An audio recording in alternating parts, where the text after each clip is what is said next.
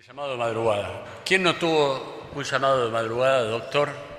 Me caí en el baño y no me puedo levantar y tengo la pierna, no la puedo mover. Y siempre son de madrugada, nunca son a un horario. Entonces, bueno, eso es verdad. También vaya uno a saber qué estaba haciendo. Dice que se cayó en el baño, ¿no? Pero bueno. Vamos a empezar con un caso también así que creo que se hace más divertido. Paciente masculino, 68 años de edad, reemplazo total de cadera derecha de 10 años de evolución, consulta por molestias y ruidos articulares, índice de masa corporal 32. Y tenemos este caso, un desgaste precoz del liner. Entonces uno dice, bueno, se ve que tanto el tallo como el acetábulo también. Entonces, capaz lo ideal en estos casos es ir a cambiar el liner y cambiar la cabeza y nada más, si uno no encuentra nada raro. Es lo que cuando uno no cuenta con el componente del liner original, que va a ser el anclaje sobre el cotilo metálico, uno puede ir y cementar un liner de plástico dentro de ese mismo shen. Entonces, lo ideal es sacar los tornillos y utilizar los tornillos como agujero de anclaje. Uno de los tornillos se redondeó la cabeza, no lo pude sacar, pero bueno, le cambié la cabeza y le puse un liner nuevo, cementado, pero el paciente en 2 años tuvo 5 episodios de luxación en 2 años y la verdad que el largo, la posición de los componentes estaba todo muy bien, entonces no encontrábamos bien cuál era la causa.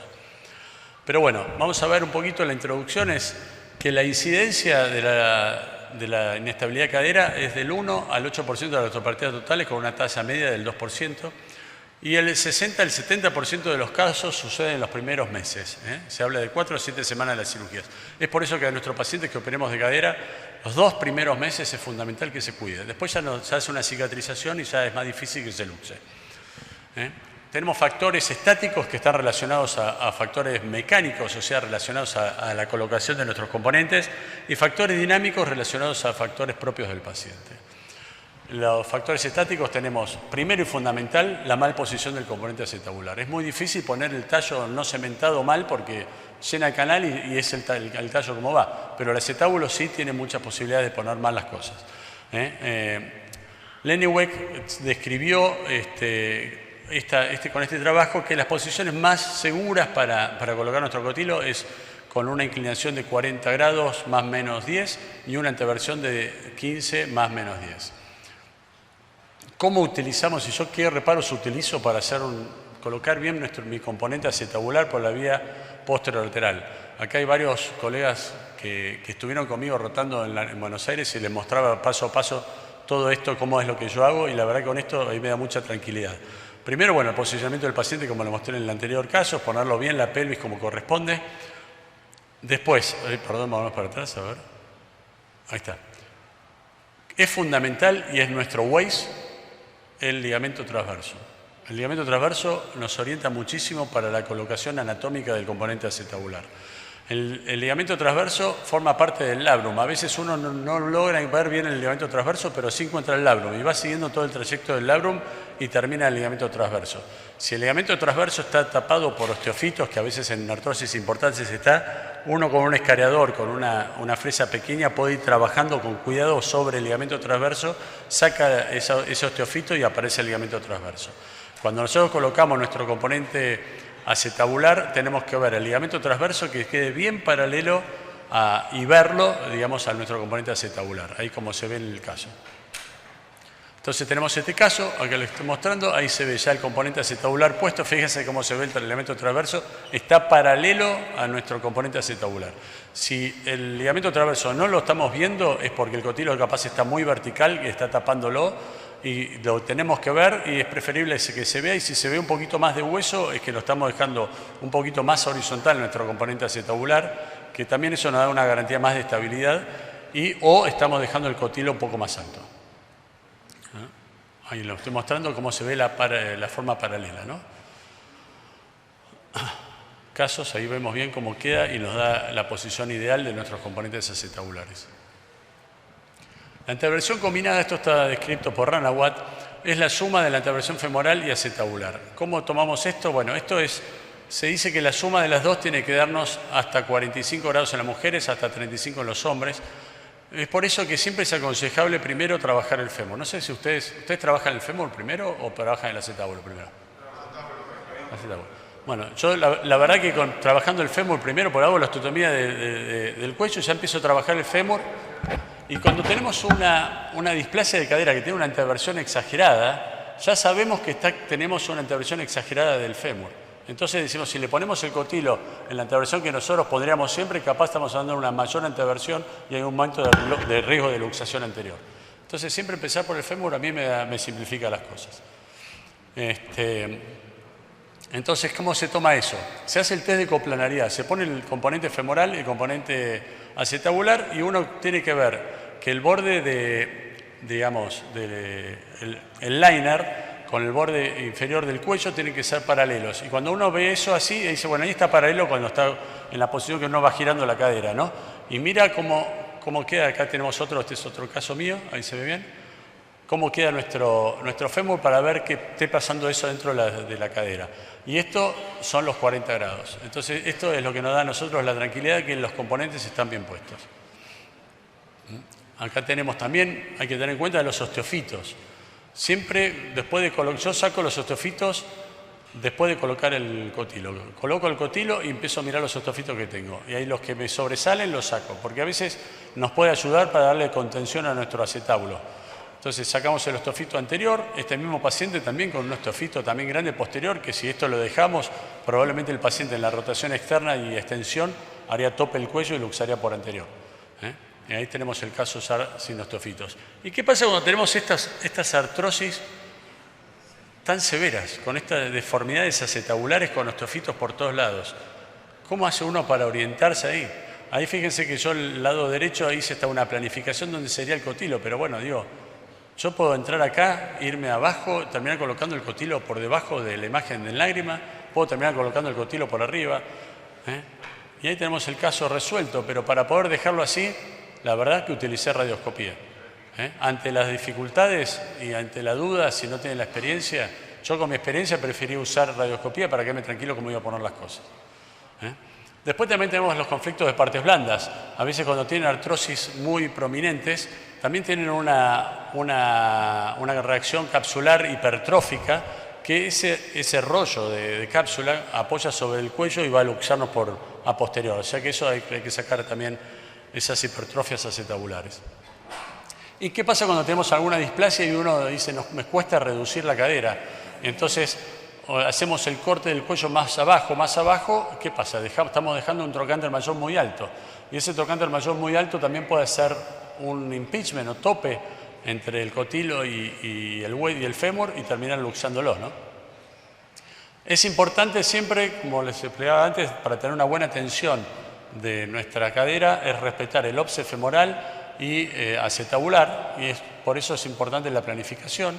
Después sabemos que las cabezas grandes tienen mayor rango de movilidad, porque también tienen mayor rango de movilidad por el cuello más angosto con relación cabeza-cuello, y después tienen esto que se llama la distancia del salto.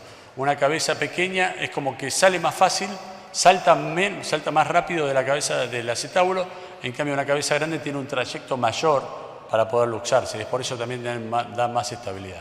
Las cabezas grandes tenemos las ventajas que tienen mayor rango de movilidad, mayor resistencia a la luxación, mayor tensión de partes blandas, permite la reducción a cielo cerrado. La desventaja es que las cabezas cuando son más grandes son más costosas, los poliestirenos son más delgados, se pueden llegar a romper un poco más fáciles, más siendo de crosslink, de alto entrecruzamiento, que se hacen más rígidos. También existe el riesgo de la corrosión que les mostré antes. En este caso acá tenemos a un paciente con una inestabilidad, con una cabeza pequeña, a la cual se le cambió directamente la cabeza y el liner. El registro sueco muestra que las cabezas grandes son más estables. Pero ¿qué pasa cuando tenemos una cabeza grande, pero con y sin integridad de los músculos abductores? En las revisiones fundamentalmente. Cuando sabemos que cuando tenemos intacto el mecanismo abductor, una cabeza 28, la estabilidad es un 13% de riesgo de inestabilidad, digamos, ¿no? Cuando hay una ausencia del aparato abductor, aumenta hasta un 40%. Y en la cabeza 36, con aparato abductor intacto, hay un 0% en este trabajo. Pero si tenemos la ausencia de aparato abductor, la cabeza 36 no nos va a dar la estabilidad que necesitamos. O sea que hay que buscar otras opciones cuando tenemos ausencia de aparato abductor. Y es para eso que aparecieron los cotilos doble movilidad. Lo importante en los cotilos doble movilidad es lo que le estoy mostrando ahí, que esa cabeza pequeña dentro de esa cabeza plástica se mueva libremente, no tenga ningún tipo de fricción, y después cuando uno lo coloca dentro de la cadera ya vemos que se articula la cabeza de cerámica dentro de la cabeza de plástica, y la cabeza plástica también tiene su movimiento sobre ese cotilo metálico. Este es un trabajo de un colega argentino en el cual él ponía todos estos criterios para poder cuándo ponerle una doble movilidad. Yo creo que lo ideal es los criterios mayores, en la insuficiencia del glúteo medio o las lesiones neurológicas. Creo que en esos casos habría que evaluar otro tipo de opción. ¿Por qué? Porque la insuficiencia del glúteo medio también ahora demostraron que la doble movilidad tampoco funciona muy bien. Sí funciona bien en los pacientes mayores de 80 años, o sea, todas las fracturas mediales de cadera en pacientes añosos yo le estoy poniendo doble movilidad. Enfermedades neuromusculares como Parkinson también, y los que tienen osteosíntesis previas también.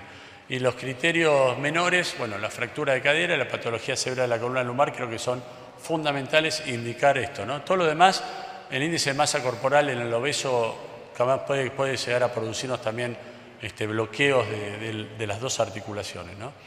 Las ventajas que tiene la doble movilidad son cabezas grandes, tiene una doble articulación, el estrés mecánico de las dos superficies sería menor. Las desventajas puede ser el desgaste, no sabemos a futuro qué puede pasar con esa cabeza grande articulando y girando como si fuera una cabeza metálica o de cerámica. Si se luxan, muchas veces tenemos que hacer una reducción a cielo abierto para evitar que se desacoplen, la fricción del psoas, como lo mostré antes, y a veces puede pasar la traba del mecanismo articular entre las cabezas. Esto es una prótesis nacional argentina, fíjense, cuando le colocamos la cabeza metálica, totalmente bloqueada. Entonces eso, cuando uno lo coloca en la cadera, no va a funcionar como tiene que funcionar la doble movilidad. ¿Y qué pasa cuando tenemos un caso que se luxó con una doble movilidad? Podemos llegar a ver estas imágenes y ahí vemos que la cabeza está totalmente descentrada. Decimos, ¿pero qué pasó? Ahí algo pasó. Y si miramos, vemos ahí en esa imagen, ahí la imagen en gota de agua es el liner o la cabeza plástica totalmente desvinculada y suelta. Y cuando uno va al abordaje encuentra eso.